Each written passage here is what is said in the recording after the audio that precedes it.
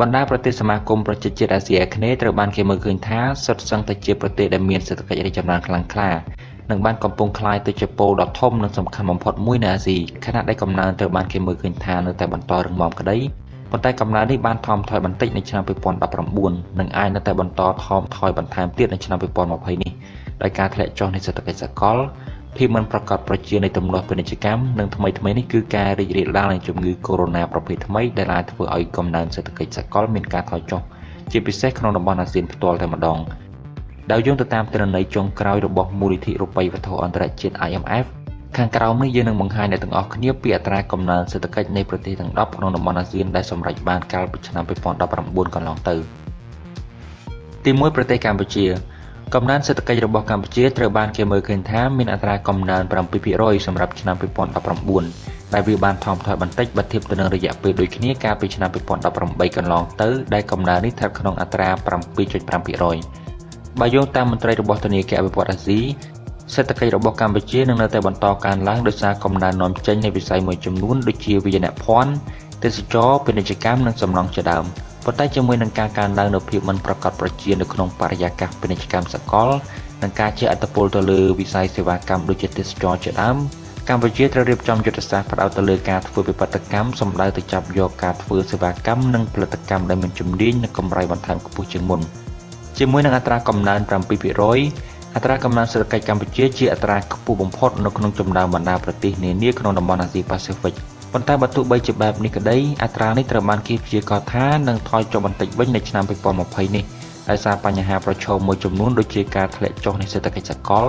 ដែលនាំឲ្យតម្រូវការសកលមានការធ្លាក់ចុះផលប៉ះពាល់ពីការធ្លាក់ចុះដោយកំហុកណាមួយនៃសេដ្ឋកិច្ចចិនការបាត់បង់ផ្នែកខ្លះនៃប្រព័ន្ធអនុគ្រោះពន្ធ EBA និងភាពងាយរងគ្រោះក្នុងវិស័យហិរញ្ញវត្ថុក្នុងស្រុកជាដើមទី2ប្រទេសវៀតណាមជាមួយនឹងអត្រាកំណើន 6.5% វៀតណាមក៏មិនខុសពីកម្ពុជាដែរកំណើនសេដ្ឋកិច្ចនៅឆ្នាំ2019ត្រូវបានគេមើលឃើញថាបានថយចុះបន្តិចធៀបទៅនឹងរយៈពេលដូចគ្នាកាលពីឆ្នាំ2018កន្លងទៅដែលកំណើនសេដ្ឋកិច្ចវៀតណាមបានកើនឡើងក្នុងអត្រា 7.1% សេដ្ឋកិច្ចវៀតណាមជាសេដ្ឋកិច្ចដែលមានសន្ទុះខ្លាំងបំផុតបើធៀបទៅនឹងបណ្ដាប្រទេសកំពុងអភិវឌ្ឍធំៗនិងត្រូវបានគេប្រសិទ្ធនាមថាជាប្រទេសដែលកំពុងលេចធ្លោបំផុតមួយនៅក្នុងលោកសប្តាហ៍ថ្ងៃវៀតណាមត្រូវបានគេមើលឃើញថាជាអ្នកទទួលបានផលប្រយោជន៍យ៉ាងច្រើនពីសង្គ្រាមពាណិជ្ជកម្មរវាងសហរដ្ឋអាមេរិកនិងចិនខណៈដែលក្រុមហ៊ុនផលិតកម្មធំៗបានផ្លាស់ទីតាំងផលិតកម្មពីប្រទេសចិនទៅវៀតណាមកាន់តែច្រើនឡើងរីឯការនាំចេញទំនិញទៅសហរដ្ឋអាមេរិកក៏មានការកើនឡើងគួរឲ្យកត់សម្គាល់បើទោះបីជាសេដ្ឋកិច្ចវៀតណាមត្រូវបានគេវិតម្លៃពីភាពវិជ្ជមានច្រើនក៏ពិតមែនប៉ុន្តែវៀតណាមក៏ប្រឈមទៅនឹងហានិភ័យរយៈពេលវែងមួយចំនួនផងដែររួមមានភូមិសាស្ត្រនយោបាយភាពមិនប្រកបប្រជានៃគោលនយោបាយពាណិជ្ជកម្មការកើនឡើងនៃប្រជាជនវិញយ៉ាងណាស់ការប្រែប្រួលអាកាសធាតុនិងការមកដល់នៃយុគសម័យ Digital ជាដើមទី3ប្រទេសឡាវជាប្រទេសតែមួយគត់ក្នុងតំបន់អាស៊ានដែលគ្មានព្រំដែនជាប់សមុទ្រប៉ុន្តែបើទោះបីជាលក្ខខណ្ឌធម្មជាតិបែបនេះក្តីប្រទេសឡាវជាប្រទេសមួយដែលមានកំណើនសេដ្ឋកិច្ចមានការរីកលូតលាស់ខ្លាំងជាមួយនឹងអត្រាកំណើនប្រមាណ 6.4% សេដ្ឋកិច្ចឡាវបានកើនឡើងប្រមាណ 0.1% ធៀបទៅនឹងរយៈពេលដូចគ្នាកាលពីឆ្នាំ2018កន្លងទៅជាមួយនឹងអត្រាកំណើនដ៏ខ្ពស់ក្នុងរយៈពេលប្រមាណទសវត្សរ៍ចុងក្រោយនេះរួមផ្សំនឹងការរក្សាបាននូវអត្រាអតិផរណាទាបប្រទេសឡាវកំពុងតែពង្រឹងវឌ្ឍនភាពរបស់ខ្លួនដើម្បីឆ្ពោះទៅបញ្ចប់ភាពជាប្រទេសដែលមានការអភិវឌ្ឍតិចតួចបំផុតនៅក្នុងលោកបើទោះបីជាបែបនេះក្តី1/5 នៃប្រជាជនសរុបក្នុងប្រទេសឡាវកំពុងបន្តរស់នៅក្នុងភាពក្រីក្រនៅឡើយម្យ៉ាងវិញទៀតវិសមភាពប្រាក់ចំណូលនៅតំបន់ជាច្រើននៅមានកម្រិតខ្ពស់ហើយអត្រាកើតឡើងនៅគ្រោះមហន្តរាយធម្មជាតិនឹងបង្កជាហានិភ័យដល់ដំណើរការនៃការកាត់បន្ថយភាពក្រីក្រផងដែរ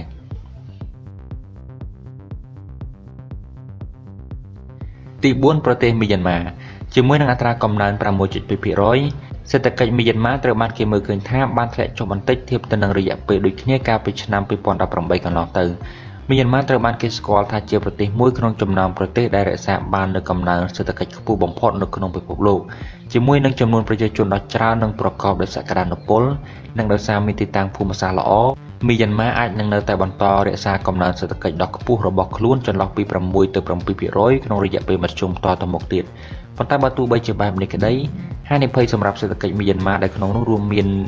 ការដកចេញនៅប្រព័ន្ធអនុគ្រោះសម្រាប់ទំនិញនាំចេញរបស់មីយ៉ាន់ម៉ាទៅកាន់សហភាពអឺរ៉ុបទំនាស់ផ្ទៃក្នុងនិងដំណើរការយឺតយ៉ាវនៅក្នុងការអនុវត្តកំណែទម្រង់សេដ្ឋកិច្ចជាដើម ទី5ប្រទេសហ្វីលីពីនក៏មិនខុសពីមីយ៉ាន់ម៉ាដែរសេដ្ឋកិច្ចរបស់ហ្វីលីពីនត្រូវបានគេមើលឃើញថាមានការថយចុះបន្តិចជាមួយនឹងអត្រាកំណើន 5.7% កំណើននេះមានការថយចុះដល់ទៅប្រមាណ 0.5% ធៀបទៅនឹងរយៈពេលដូចគ្នាកាលពីឆ្នាំ2018កន្លងទៅដែលអត្រាកំណើនមាន 6.2% សេដ្ឋកិច្ចរបស់ហ្វីលីពីនត្រូវបានគេមើលឃើញថាមានការធ្លាក់ចុះដោយសារបរិយាកាសខាងក្រៅនិងបញ្ហាខាងក្នុងដែលរួមមានកំណើនសេដ្ឋកិច្ចពិភពលោកចុះខ្សោយ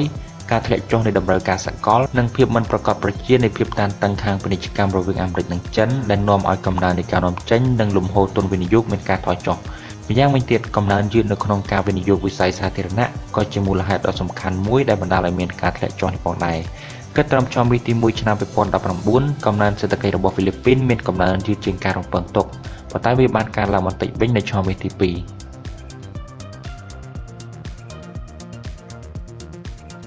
ទី6ប្រទេសឥណ្ឌូនេស៊ីកំណើនសេដ្ឋកិច្ចរបស់ឥណ្ឌូនេស៊ីកាលពីឆ្នាំ2019កន្លងទៅសម្រេចបាន 5% ដែលតួលេខនេះវាបានធ្លាក់ចុះ 0.2% ធៀបទៅនឹងរយៈពេលដូចគ្នាកាលពីឆ្នាំ2018កន្លងទៅការធ្លាក់ចុះនៃតម្រូវការសកលបានធ្វើឲ្យប៉ះពាល់ដល់ការធ្វើពាណិជ្ជកម្មនិងបានធ្វើឲ្យវិស័យឧស្សាហកម្មមានការធ្លាក់ចុះយ៉ាងខ្លាំងកាលពីត្រីមាសទី3កន្លងទៅតម្លៃនៃផលិតផលសម្រាប់នាំចេញសំខាន់ៗរបស់ឥណ្ឌូនេស៊ីរួមមានដូងប្រេងនិងធ្យូងថ្មមានការធ្លាក់ចុះរួមផ្សំនឹងកំណើននៃការវិនិយោគមានការបន្ថយល្បឿននិងការចំណាយទាបរបស់រដ្ឋាភិបាលជាដើមប៉ុន្តែទោះជាយ៉ាងណាក៏ដោយកំណើននេះត្រូវបានគេរំពឹងថានឹងកើនឡើងបន្តិចវិញនៅឆ្នាំ2020នេះទី7ប្រទេសម៉ាឡេស៊ីកំណើនសេដ្ឋកិច្ចរបស់ម៉ាឡេស៊ីកាលពីឆ្នាំ2019កន្លងទៅសម្រេចបាន 4.5% ដែលវាបានថយចុះ 0.2% ធៀបទៅនឹងរយៈពេលដូចគ្នាកាលពីឆ្នាំ2018កន្លងទៅ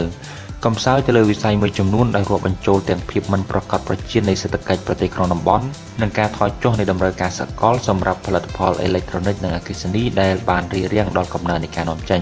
ខណៈដែលការចំណាយក្នុងស្រុកនៅតែបន្តរឹងមាំប៉ុន្តែសុខភាពសេដ្ឋកិច្ចជាទូទៅត្រូវបានគេមើលឃើញថាមានការធ្លាក់ចុះដោយកំណើននៃការវិនិយោគមានទាបជាងការរំពឹងទុកនិងការចុះខ្សោយនៃទំនិញនាំចេញទី8ប្រទេសថៃជាមួយនឹងអត្រាកំណើនសម្រេចបាន 2.9% ដែលតួលេខនេះវាបានធ្លាក់ចុះដល់ទៅ 1.2% ធៀបទៅនឹងរយៈពេលដូចគ្នាកាលពីឆ្នាំ2018សេដ្ឋកិច្ចប្រទេសថៃបានកើនយឺតជាងការរំពឹងទុកកាលពីត្រីមាសទី3កន្លងទៅដែលនាំឲ្យកំណើនសេដ្ឋកិច្ចថៃជាទូទៅត្រូវបានគេទាញទម្លាក់ផងដែរដោយសារតែប្រទេសនេះទទួលរងផលប៉ះពាល់យ៉ាងខ្លាំងពីឥទ្ធិពលនៃសង្គ្រាមពាណិជ្ជកម្មរវាងអាមេរិកនិងចិននិងការកើនឡើងនៃតម្លៃលុយបាតសេដ្ឋកិច្ចថៃដែលជាសេដ្ឋកិច្ចដែលពឹងផ្អែកទៅលើវិស័យពាណិជ្ជកម្មបានទទួលរងផលប៉ះពាល់យ៉ាងខ្លាំងដោយសារតែការដាំក្បាលចុះនៃការនាំចេញនិងការធ្លាក់ចុះនៃវិស័យទេសចរណ៍ជាដើមទី9ប្រទេសប្រ៊ុយណេជាប្រទេសដែលពឹងផ្អែកខ្លាំងទៅលើវិស័យរ៉ែរបស់ខ្លួនដែលរួមមានប្រេងឆៅនិងឧស្ម័នធម្មជាតិដែលចំណូលដែលបានពីវិស័យនេះបានរ៉ាប់រងដល់ទៅជាងពាក់កណ្ដាលនៃទំហំ GDP សរុបឯណោះកំណើនសេដ្ឋកិច្ចរបស់ប្រ៊ុយណេកាលពីឆ្នាំ2019កន្លងទៅសម្រេចបានកំណើន 1.8% តែតួលេខនេះវាបានកើនឡើងយ៉ាងខ្លាំងធៀបទៅនឹងរយៈពេលដូចគ្នាកាលពីឆ្នាំ2018កន្លងទៅដែលមានត្រឹម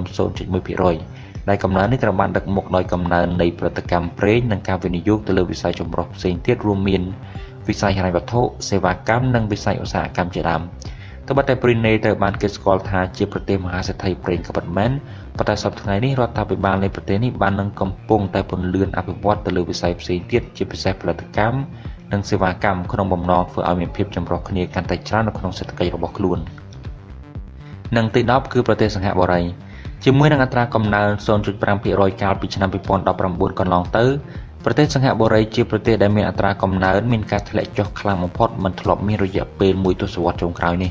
វិស័យផលិតកម្មនៅសិង្ហបុរីនៅតែបន្តស្ថិតនៅក្នុងភាពជាប់គាំងអស់រយៈពេល4ត្រីមាសជាប់គ្នាដែលវិស័យនេះបានរ៉ាប់រងដល់ទៅប្រមាណ 1/5 នៃសេដ្ឋកិច្ចសិង្ហបុរីទាំងមូលដែលភាពជាប់គាំងនេះវាបណ្ដាលមកពីឥទ្ធិពលនៃសង្គ្រាមពាណិជ្ជកម្មរវាងអាមេរិកនិងចិនដែលនាំឲ្យមានការធ្លាក់ចុះនៃផលិតផលសម្រាប់នាំចេញក្នុងវិស័យអេឡិចត្រូនិកផលិតផលគីមីនិងសម្ភារៈវិស្វកម្មសម្រាប់វិស័យដឹកជញ្ជូនជាដើម